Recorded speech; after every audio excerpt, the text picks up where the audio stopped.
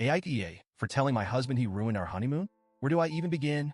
I feel like I'm going crazy, and maybe writing this down will help me get some perspective because I genuinely don't know if I'm overreacting.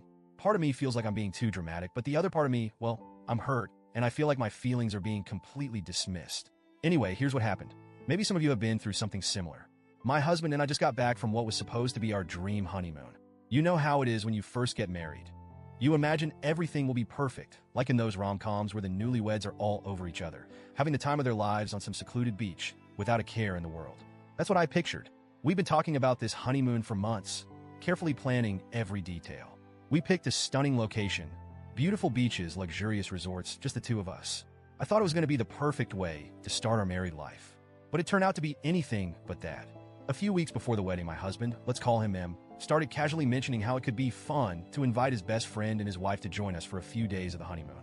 His best friend, Dan, and Dan's wife, Sophie, are good friends of ours, sure, but I was completely caught off guard by this suggestion. Who in their right mind invites other people on their honeymoon?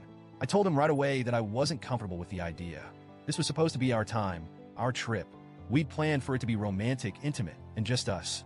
I didn't want to spend my honeymoon double dating or socializing when this was the one time in our lives we should be focusing entirely on each other.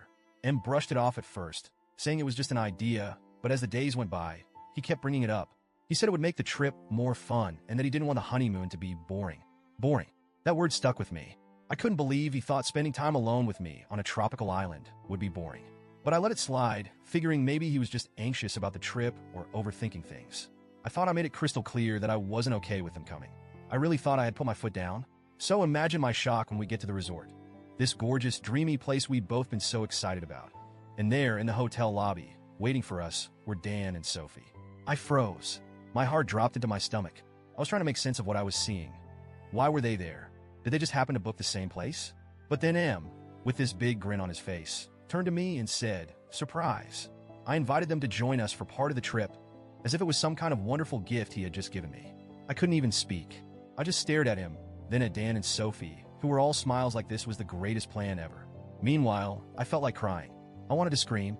I wanted to ask him why he thought this was okay when I had told him multiple times that I didn't want to share our honeymoon with anyone. But I didn't want to make a scene in front of our friends. So I smiled and hugged them, pretending everything was fine. Inside, though, I was fuming. That set the tone for the rest of the trip. We ended up doing almost everything together with Dan and Sophie. Every meal was a double date, every activity was a group activity, and there was zero alone time for just me and M. There were so many times when I tried to subtly hint that we should spend time alone, but every time I did, M would brush me off. He'd say things like, "We'll get our alone time later," or "We can do something together next time." But that time never came. Even at night, instead of cuddling and talking like newlyweds, he wanted to hang out with Dan in the hotel bar, leaving me alone in our room. I tried to make the best of it. I kept telling myself that I didn't want to ruin the mood or seem ungrateful. But honestly, I felt invisible. It didn't feel like a honeymoon anymore. It felt like a random group vacation. Then on the last day of the trip, I finally broke down. We were all at dinner, and Dan and Sophie started talking about how we should plan another trip together soon. I just couldn't take it anymore. I blurted out, "Maybe next time, M, and I can actually have a vacation, just the two of us," in this sarcastic tone that I didn't even mean to use.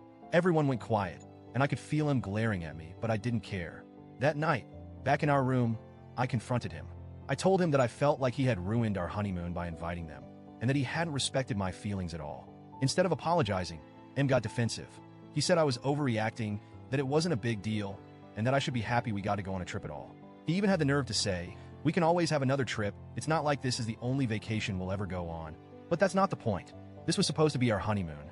It wasn't just any other vacation. It was meant to be special. I told him all of this, but he just shrugged it off and went to bed, leaving me feeling even more hurt and unheard.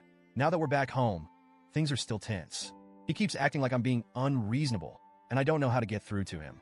I've tried explaining that it wasn't just about the trip itself, but about the fact that he didn't listen to me or respect my boundaries.